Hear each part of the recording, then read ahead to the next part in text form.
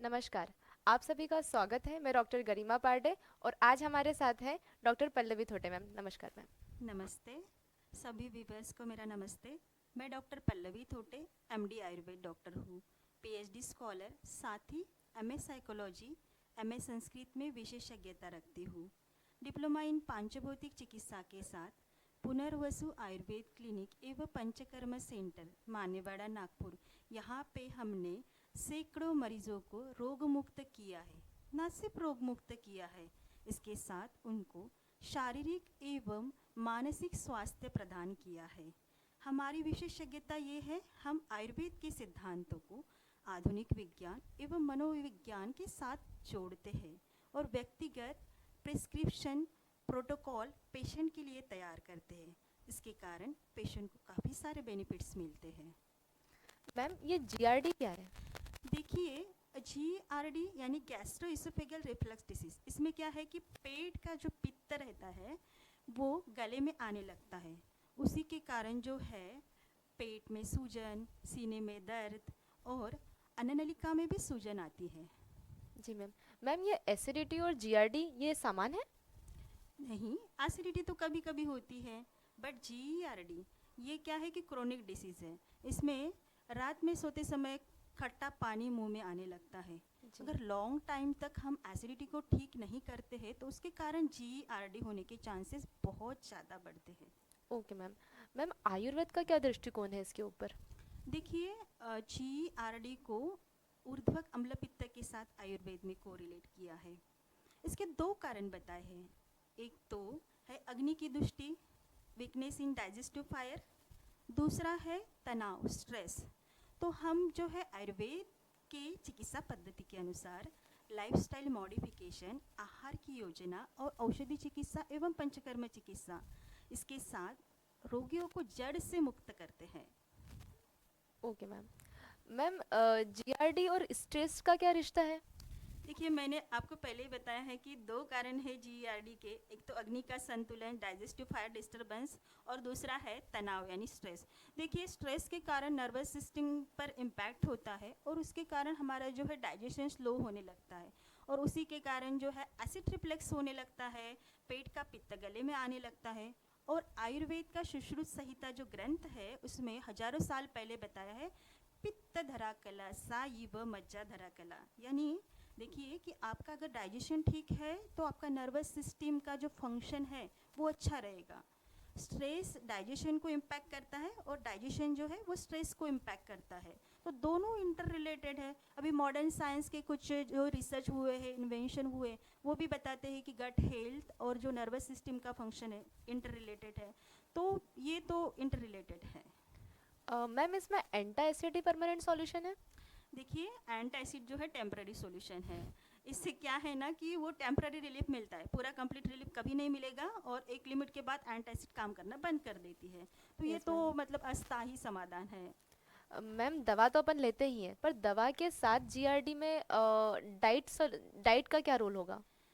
देखिए, ये बीमारी जो है गलत खान पान की वजह से ही हो रही है। यस तो मैम। दवाई के साथ आप अगर प्रॉपर डाइट फॉलो करते हैं तो इसको हीलिंग होने में बहुत फास्ट ही हील होता है। Disease okay ma'am. जो है बहुत जल्दी कवर होता है।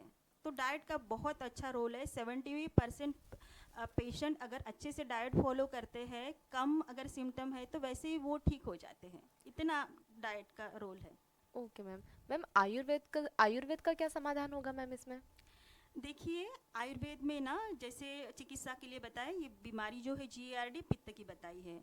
और पित्त के कौन से गुण की दृष्टि हुई है? पित्त के गुण बताए हैं, पित्तम सस्नेह तीक्ष्ण उष्ण लघु विश्रम सरम द्रवम। तो इन गुणों में से कौन सा गुण दूषित हुआ है, इसके अनुसार हम मेडिसिन का चयन करते हैं। इसमें यष्टि मधु है, शतावरी है, ऐसी काफ़ी सारी मेडिसिन आती है। और इसके साथ ही एज पर नीड हम पंचकर्म बताते हैं। व्यक्तिगत डाइट प्लान, आहार योजना पर्सन को देते हैं, रोगी को देते हैं। और स्ट्रेस के कारण अगर GERD बढ़ रहा है तो हम वहाँ पे जो है स्ट्रेस रिलीविंग टेक्निक भी पेशेंट को बताते हैं ma'am. Okay ma'am. Ma'am Ayurveda इसमें कॉस्ट इफेक्टिव हो सकता है? श्योरली मैम, बहुत अच्छा क्वेश्चन पूछा है आपने। देखिए, मैं एक पेशेंट की सक्सेस स्टोरी यहाँ पे बताना चाहूँगी। मेरे एक पेशेंट है, वो 2021 में मेरे पास आए थे और उनका डायग्नोसिस था GERD ग्रेड 2। वहाँ पे उनको एंडोस्कोपी में फाइंडिंग था गैस्ट्राइटिस इसोफेजाइटिस 5 mm का। अन्ननलिका में घाव था, अन्ननलिका में सूजन थी, पेट में सूजन थी और पेट और अन्ननलिका के बीच में छोटा छेद भी था। ये नागपुर के एलोपैथी हॉस्पिटल में, एक वेल नोन हॉस्पिटल है, वहाँ पे भी 1 महीने तक एडमिट थे और करीब 6 लाख तक उन्होंने वहाँ पे मनी पेड किए ट्रीटमेंट के लिए, बट उनको कुछ भी रिलीफ नहीं मिल रहा था। तो हमारे जो पेशेंट है उन्होंने हमारे क्लिनिक के बारे में वहाँ पे उनको बताया, तो ये इन्होंने हमारे क्लिनिक से कंसल्टेशन लिया। पहले दिन हमने उनको जो है बस्ती ट्रीटमेंट मैम शुरू की, तो बस्ती से इतना अच्छा रिलीफ मिला कि मतलब पहले दिन से ही उनको नींद आने लगी, जो भी जलन हो रही थी वो कम हुआ, दर्द कम हुआ। तो हमने ट्रीटमेंट जो है 1 महीने तक कंटिन्यू की। धीरे धीरे सारे सिम्टम्स कम होने लगे और 99% सिम्टम जो है वो 1 महीने में अच्छे से कवर हो गए। उसके बाद हमने उनको एंडोस्कोपी करने के लिए बताया, तो एंडोस्कोपी में सारे फाइंडिंग नॉर्मल थे। गैस्ट्राइटिस नहीं था, इसोफेजियल अल्सर नहीं था, इसोफेजाइटिस नहीं था और हाइटिस हर्निया भी नहीं था। और देखिए ये जो है ट्रीटमेंट मैडम कुछ हज़ार में ही हुई, बल्कि उन्होंने पहले तो मतलब कुछ लाख में पेड किया था। तो इतने अच्छे मतलब कॉस्ट इफेक्टिव ट्रीटमेंट है और ये ट्रीटमेंट साइड बेनिफिट्स भी देती है। Okay ma'am. मैम आप बोल रहे हैं साइड बेनिफिट, तो मैम आयुर्वेद में साइड बेनिफिट कैसे मिलते हैं? देखिए मैम, जैसे हम जो है ना कि रूट कॉज पर काम करते हैं। अभी ये बीमारी कैसे कि पित्त के कारण हो रही, आप अगर समय से अगर इसको ठीक नहीं करते हैं तो यही पित्त जो है डायबिटीज़ भी निर्माण कर सकता है, स्किन डिसीज़ भी निर्माण करता है। अगर मेरे पास पेशेंट आता है कि जिसको GERD भी है, डायबिटीज़ भी है और स्किन डिसीज़ भी है, तो मैं ऐसी मेडिसिन चूज़ करूँगी जो कि तीनों डिसीजेज़ को हील करे। और तीनों के हिसाब से हम आहार योजना भी बताते हैं और ज़रूरत के हिसाब से उनको सब सारी इन्वेस्टिगेशन करने को बोलते हैं। ब्लड टेस्ट है, UHG है, सोनोग्राफी, जो भी एज पर सिम्टम्स के हिसाब से नीडेड इन्वेस्टिगेशन है वो करने को बोलते हैं। और ऐसे सब हम आहार योजना, जो चिकित्सा प्रणाली की योजना बनाते हैं और पेशेंट को पूरी तरीके से संतुलित करते हैं। पूरी तरीके से उनको बेनिफिट होता है। हमारे पास पेशेंट जो है एक ट्रीटमेंट के लिए आता है, एक डिसीज़ के ट्रीटमेंट के लिए आता है, बट वो कुछ दिनों के बाद बताता है कि मैडम मुझे ये भी मतलब बीमारी थी, ये भी तकलीफ थी, बट अभी नहीं हो रही है।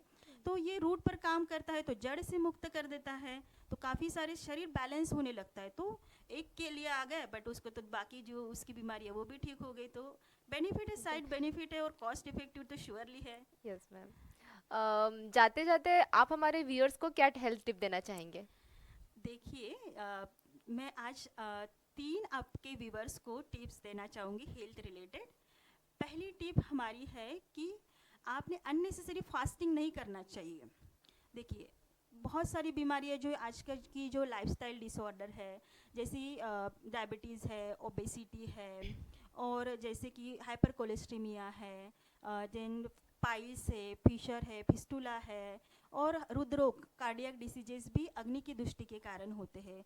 तो ये अग्नि की दुष्टि करने वाले अभोजन, अननेसेसरी फास्टिंग एक कारण है। दूसरा कारण है अति भोजन, ओवर ईटिंग, भूख नहीं है फिर भी आप खा रहे हो, जिसके कारण भी आपकी डाइजेस्टिव फायर इम्बैलेंस होती है। और जी मैम। सारा जो खेल है ना वो अग्नि का है।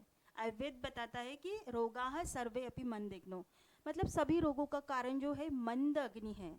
तो दूसरा कारण हुआ हमारा ओवर ईटिंग, पहला हुआ हमारा अभोजन यानी अननेसेसरी फास्टिंग, और तीसरा कारण पानी। लोग अभी ये सोचते हैं कि मैंने 2 लीटर 2.5 लीटर, मतलब आपका आप टारगेट रख रहे हैं अभी तो फिलहाल लोग कि इतना पानी पीना चाहिए, बट ऐसा नहीं करना चाहिए। आयुर्वेद बताता है कि प्यास की भी अर्ज होती है, यानी जैसे आपको प्यास लगती है तो आपका शरीर का मेटाबॉलिज्म बोल रहा है कि नीड है, तो उसके अनुसार आप अगर पानी पीते हैं तो उसका डाइजेशन अच्छे से होता है ना। और आप अगर अननेसेसरी वाटर इंटेक करते हैं तो पित्त का डाइल्यूशन होता है, तो उसके कारण GERD जैसे अम्ल पित्त बढ़ता है, उसी के साथ जो है लाइफस्टाइल डिसऑर्डर भी बढ़ने लगते हैं। तो ऐसे काफ़ी सारे डिसऑर्डर आप अगर अननेसेसरी वाटर लेते हैं, वाटर इंटेक करते हैं, तो होने के चांसेस बहुत ज़्यादा बढ़ते हैं। तो ये 3 चीज़ें आपको ज़रूर फॉलो करनी चाहिए। ओके मैम, धन्यवाद मैम। आपने हमारे व्यूअर्स के साथ इतनी इम्पोर्टेंट जानकारी शेयर करी इसलिए। और आगे के पॉडकास्ट में हम जानेंगे आयुर्वेद की आसान होम रेमेडियाँ जो GERD को रोकती हैं। अगर आपको हमारा यह पॉडकास्ट अच्छा लगा हो तो अपने दोस्तों के साथ शेयर करने ना भूलें और करें लाइक सब्सक्राइब। Thank you. कितना हुआ है, अभी शॉर्ट्स का थोड़ा सा देखते हैं।